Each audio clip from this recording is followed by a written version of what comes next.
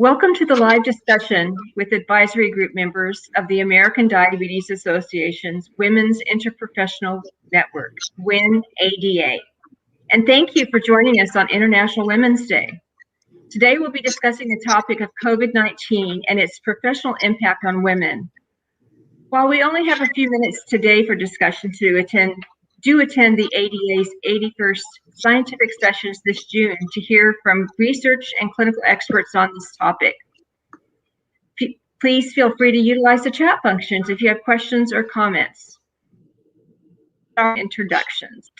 I'm Brenda Montgomery, a nurse, 2017 President of Healthcare and Education and coach of WIN. I'm employed as a medical science liaison with Janssen Pharmaceutical Company of Johnson & Johnson. Darlene? Hi, I'm Darlene Sandoval. I'm at the University of Colorado at the Anschutz Medical Campus. I am a researcher. I am a PhD and I do diabetes and obesity research. My focus is on the role of the gut-brain axis in regulation of metabolism. And I'm also co-founder and co-chair of the Women's Interprofessional Network of ADA. Bridget? Hi, I'm Bridget Gregg. I'm an assistant professor at the University of Michigan. I'm in the Department of Pediatric Endocrinology, and I'm an MD doing clinical work mostly focused on seeing children with diabetes. I also run a basic and translational research lab where we look at the importance of nutrition during the lactation period on long-term health for children. Great, thank you. So what would you say is the high-level landscape of women's careers in the time of COVID-19? So I'll start and I'll just say that I think we first need to step back and realize that across STEM fields, women represent half of medical students and half of graduate students. And this has been a number that's been increasing over the last 10 years, but we still have a major gap in terms of representation of women in STEM leadership.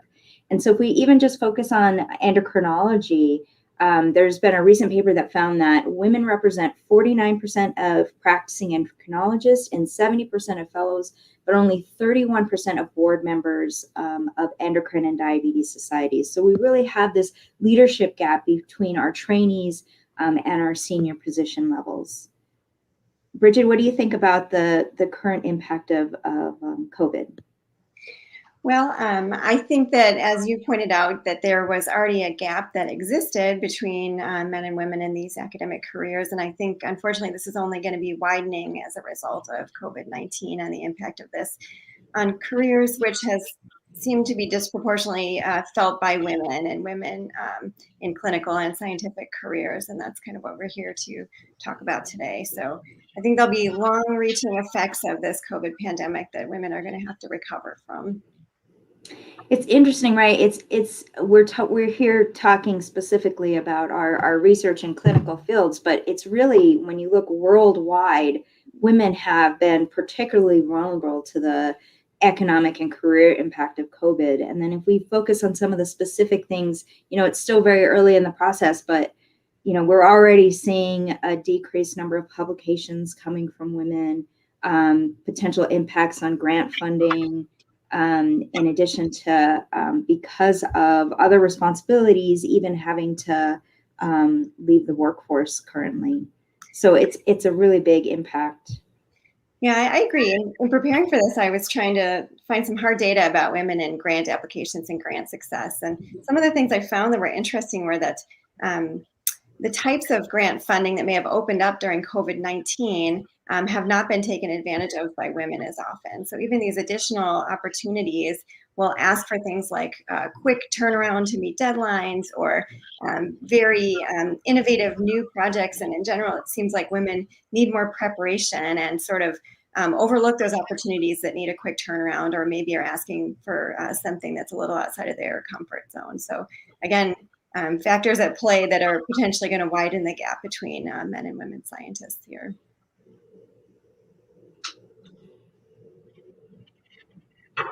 And I could also talk about a recent Washington Post article that showed that some physicians and some even newly minted physicians are facing fewer jobs from the economic impact and downturn that COVID has had on healthcare in general. And then we certainly know that there's been a shortage of nurses with the COVID crisis, and the impact on that profession is really well documented. There's stress, people have less time off, they're overworked, understaffed, there's mental health issues, depression, fear, etc. And then on the flip side, for those non-COVID nurses, there are numbers of people getting laid off as patients or people are less likely or declining to come to the hospital or clinics for fear that they will be impacted by COVID. And when you think about also the patient's impact, if they're not coming in for their regular treatment, we're seeing more heart attacks, we're seeing more strokes, et cetera, because people are sitting at home and not seeking care. Yeah. So what would you, go ahead, I'm sorry. I was going to say, from the standpoint of, physician scientists, I think this COVID pandemic has also brought really a lot of unscheduled things to their already precarious balance that they hold in their lives. And so things like additional clinical service, additional teaching service, additional obligation to create things like online lectures or change the format of their lectures, additional meetings and preparatory meetings and meetings that sort of span every hour of the day and night now, because it's somewhat more convenient to jump on Zoom and time. I think a lot of these things have, like I said, encroached on things that were already a precarious balance. So when you add that on top of things like managing family health and school closures and, the original difficulty of being able to fit everything in, I think it's just sort of cascading down and really difficult for women physician scientists. What do you all think is the potential long-term impact? Well, I think, one of the things that we need to think about is sort of, and Bridget already touched on this, is sort of the why of all of this, right? So I think certainly compacting before COVID, women prioritizing family responsibilities is always sort of the easy reason for why we have these gaps, but it ignores the role of the institutionalized biases against women that we have. Women bring to the table different skill sets, and those aren't the skill sets that are often rewarded. In addition to the fact that national award winners are often men, and so women don't see themselves in that role. Nominators or the selection committees don't often see women in that role, and so we need to do some things to get around some of these institutional biases so that we can make some long-term changes. And I hope that one of the sort of good things that comes out of COVID is that we are recognizing all of these biases, both not just for women, but for diversity generally. And hopefully we are more motivated now to make some changes so that we can address the issues that were there already and now confounded by COVID. Because otherwise, I think it's going to be, I saw one number that if academic institutions don't address the problems we're encountering right now for women and for minorities in academics, then their career trajectories could be impacted for 5 to 10 years. And this is, this was a quote that was months ago, and we're still, in the midst of this pandemic. So it could really have some long-term impact.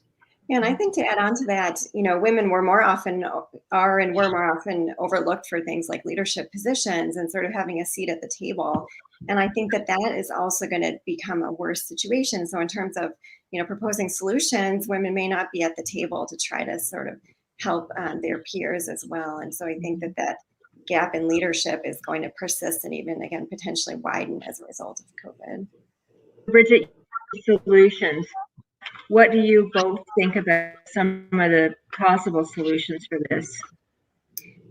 For me, when I was preparing for this, I was happy to see a lot of women have gotten together in things like panels and been writing opinion pieces about solutions and how to include them at the table and how to include them in the conversation and how to make things very transparent so that at least everyone can kind of work together toward a solution.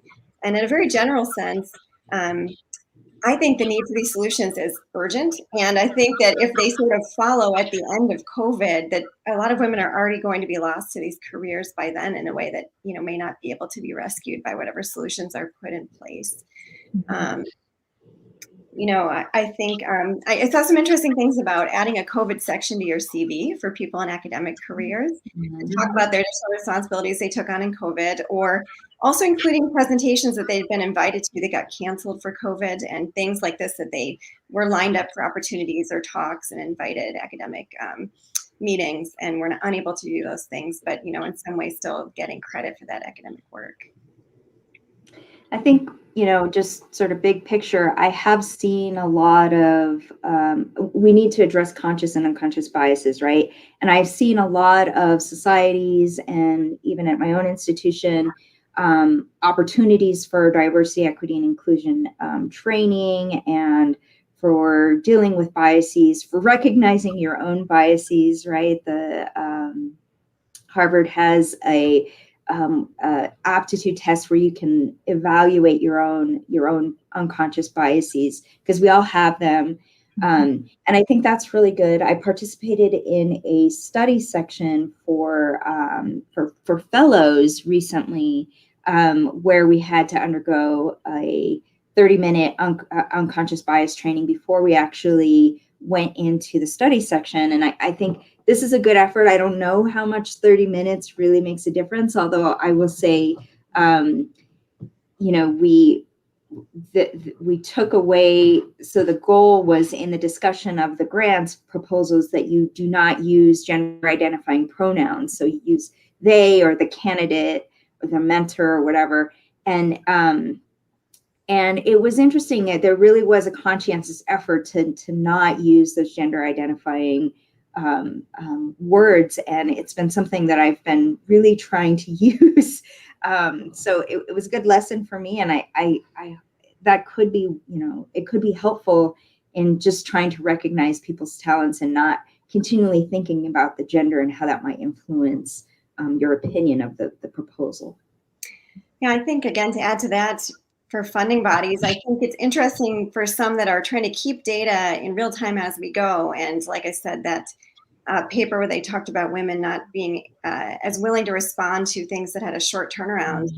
They saw the drop off in women applying and succeeding, and changed the way that they did their notice and application so that they could attract more women. So I think gathering this data and trying to be responsive to this data. And I think the idea of a double-blind peer review is also a really interesting idea, because I think that removes some of the bias as well. And I was looking, and the NIH does do this. They've piloted it, and they do it for some specific awards, but it would be interesting for funding bodies to try to take on more of this as well. So either bias training or, a blinded review process to try to see if that levels the playing field. And again, keeping data and metrics to see what the effect of these interventions could be. Yeah, I've always liked the idea of the double-blind peer review, but it's such a small world, right? We all know each other's papers and work so well that it becomes difficult to actually be able to do a double-blind situation. So it's definitely a challenge that we have to think about moving forward. Yeah. I think this is a time for creative solutions, though. I mean, in terms of True.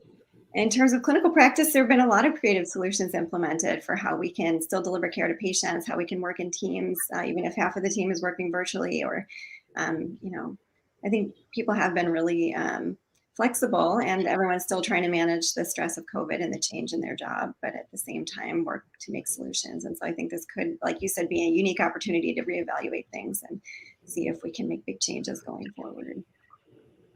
Okay. Well, I want to thank you both. You've given us some great thoughts, and I want to thank our audience today for joining us.